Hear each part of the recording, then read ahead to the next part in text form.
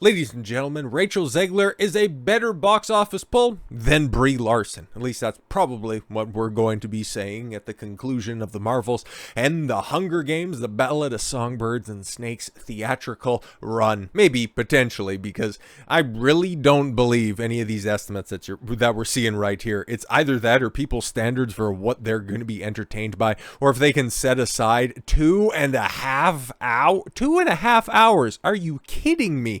Holy, that's a long time to be mediocrely entertained about a franchise that you went and seen when you were, in your late teens, early 20s? Like, get out of here. Well, the people that actually like to go to these things, it's not like they have families to look after. Well, maybe cats, you go change your litter out before you go to the theaters in enough time so that you can get back to your single bedroom apartment before your Tinder date comes over, so you can put the box wine on ice and you can go ahead and fill up the cat's food dish. And if you're feeling a little peckish yourself, because we also know that you're a little tight on finances, even though you work in the corporate realm, but you continue to just spend like a drunken sailor, you can go ahead and relive some of your youth by going and checking out Somebody Who Hates You more than putting on a good performance. But it's about neck and neck. It's about neck and neck and how well this film and the Marvels have performed. But, of course, the Hunger Games prequel does have the leg up in this competition, given the fact that its budget is about a half, maybe even when we get actual totals on the production and marketing budget, about a third of what the Marvels ended up costing, so it doesn't need to perform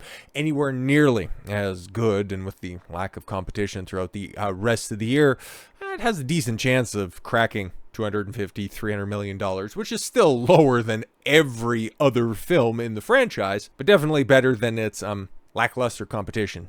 It's definitely the tallest midget with the current crop of films out there right now. But I was gonna be doing, that's not a grammatically correct sentence, but I was gonna be doing follow-ups on all of these developments, but it was taking forever for the dailies to come out on this, and that gets the old noggin jogging, because the Marvels, those were coming out, and I'll be doing a follow-up on that guy very, very shortly, but it was taking a long time, and we're still not getting clarification. We still have estimates on everything that's not Monday, and Monday's fallen off, because you take a look at this, okay? It started out with, the $19 million opening, then 14, then 10, then 5, and then it bops up to a 6.5 on Tuesday, and then a 7.2 on Wednesday.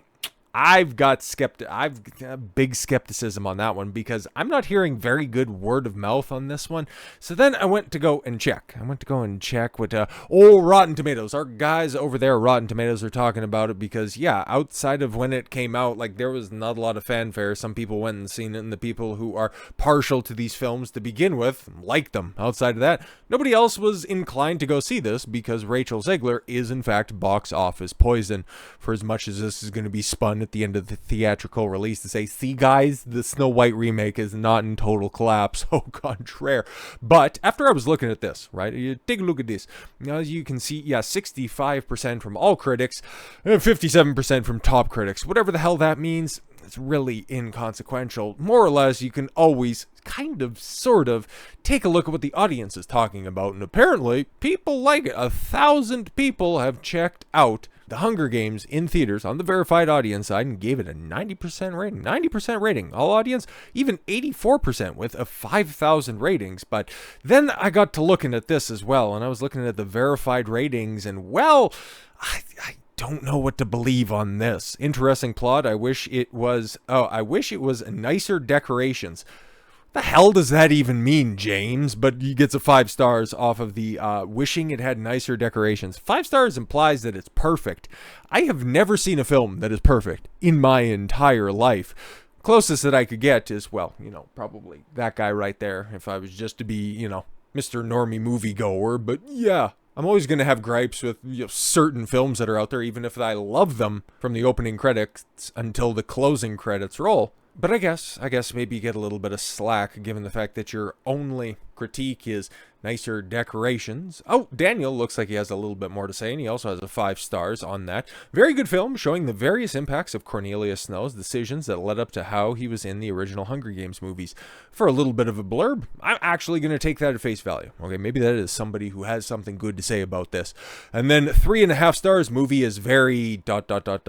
long. Yeah, 2.5. Why does this film have to be 2.5 hours long? I think that that's longer than a vast majority of the other ones that came out in the franchise. You know, the ones that actually made a considerable amount of money. It was a good run for the series of the Hunger Games movies. What are you even talking about, Ray? It doesn't matter. You don't need to be articulate with your points. You just give it 5 stars and away you go. But Catherine L., mid-acting, mid-plot, lots of plot holes. This team could have done better. I kind of doubt that, okay, because mid-acting, outside of Peter Dinklage and a couple of other people that are in there, mid-acting is about the best that you could have hoped for. But 2 stars, pretty scathing, but that's the quality that you have right there. Not emotionally gripping or theatrically stunning. It was fun, but long. Better than I expected, 5 stars. Low expectations, allegedly, but okay. So this is going to be spun, okay? Because we know how much Hollywood loves their Rotten Tomatoes scores, and certified fresh, fantastic, bought and paid for, and signed, sealed, and delivered. And a 90% audience score. Rachel Zegler's back, baby. And you know what? This might not all be that bad, because we can, at the end of the day, take a look at the box office numbers, realize that she is not a draw at all whatsoever, even if she is front and center with the marketing. But when the plot is concerned, she is relegated to about 3rd or 4th position, not being all that important. But that'll put some gas in her, okay? And the next time she's out there on the interview circuit and she's going to have all the vitriol for all of those basement-dwelling incels, I'm sure she's going to run that shit back in preparation for Snow White and the other projects that she has right there. This might not, it might not be that bad at the end of the day, for as much as Hollywood and the mass media is going to try to spin this as some sort of a success. I think we all know what is really going on here. Fortification, not for the Marvels, but for the next and upcoming Disney princess, the new face of Disney, kind of, sort of. Disney shuts down Rachel Zegler's Snow White, disagrees on consent beliefs. Oh boy! What are we dealing with? The most recent drama that has unfolded with the latest live-action movie surrounds Rachel Zegler. Zegler is a, sorry, just about hard R to the Zegger right there. Is an up-and-coming actress who broke out into Hollywood with her leading roles in Steven Spielberg's West Side Story, which made approximately, that much money. 76. Oh no, but that was during the pandemic, and it's not like the week after Spider-Man No Way Home came out, right? No, it has nothing to do with that at all whatsoever. She is also starring in Hunger Games: Ballad of Songbirds and Snakes, right? No, guys, that's totally better. Just take a look at this. Clearly, this film actually has subtitles, and it has a powerful director behind it. It has a powerful production staff behind it. Unlike West Side Story, which had, what was that? 20th Century Studios and Steven Spielberg behind it, right? No, of course. No, this is what happens. A film that is currently #1 at the box office. I know, Rachel. We're just as shocked as you are. Rachel Zegler faced criticism after being cast in the lead role of the film, particularly concerning her Latin heritage. We're speaking about Snow White right now. Some were displeased about the deviation of Zegler's skin tone. No, it's that she's fucking terrible. Zegler's perspective on the original narrative of Snow White and the Seven Dwarfs has generated further criticism. No criticism, I would say hilarity, because there's no reasoning with this idiot. You just gotta sit back, relax, and laugh a little. Fans were initially excited when Disney announced plans for a live-action adaptation of its inaugural princess. I've got to take some umbrage with that. Excited is a strange way of saying this is totally and utterly not necessary at all. Initial dissent regarding the casting choice heightened as Zegler discussed the upcoming film in various interviews. She indicated a significant departure from the 37 version, characterized as strange and weird, it's weird, and expressed fear of the Disneyland attraction, after she was also saying, oh, I'm a big fan of Snow White, only saw the shit once. But yeah, talking about how there's going to be a reinterpretation of the Snow White character into this girl boss. Yeah, inspires to embody qualities like fearlessness, fairness, bravery, and truth, aiming to become a leader her late father believed she could be. Even Frozen star Kristen Bell has chimed in on the matter, agreeing with Zegler, because of course Kristen Bell needs the work. As we have shared, Belle said that she reads to her little ones every night. Aw, how adorable. Tangent for a second. That's about the only funny thing that Opie ever did during the entire run of Opie and Anthony was hang up on Kristen Bell for an interview. That was hilarious. It's truly my favorite part of the day, she gushed. What does it have to do with Snow White? Okay, I agree with Rachel Zegler. She needs to become a girl boss. I love reading to my kids.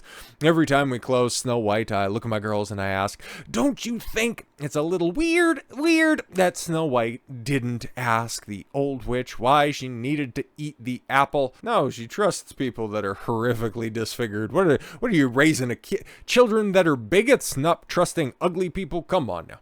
Or where she got the apple. I say, I would never take food from a stranger, would you? And my kids are like, no. And I'm like, okay, I'm doing something right. Well, it's good that you're instilling, proper thought process in your children. Hopefully you're not their grammar teacher. And I was like, and then she was like, and they were like, oh my God. Ugh. But taking that very important life lesson that Kristen Bell goes and applies to their kids, you can go ahead and kind of see where we're going to be going with this. But with Snow White's kissing scene, we can still see it proudly shown during the wonderful World of Animation show at Disney's Hollywood Studios each and every night. A show that was created in 2019. Well, not until they have a live-action remake to go ahead and replace the classic original with. The show has a multitude of films and characters represented like Coco, Aladdin. Oh, what are you gonna do with that? I wonder if that's the original cartoon or the Will Smith genie-led Aladdin live-action remake that also made $1 billion. Cars, which I know that's where I hopped off the Pixar train because I didn't like it. Sleeping Beauty, The Incredibles. Incredibles is hilarious. Incredibles 2. Why even bother? Big Hero 6. I just already have a bad disposition, mostly because of the place that I was working at the time. They had a big old promotional campaign with that film. And also it being prominently displayed in Kingdom Hearts 3. That game sucks so much ass. And Beauty and the Beast. So much more. At one point at the show atop the Chinese theater, we see the kiss between the sleeping Snow White and Prince Charming.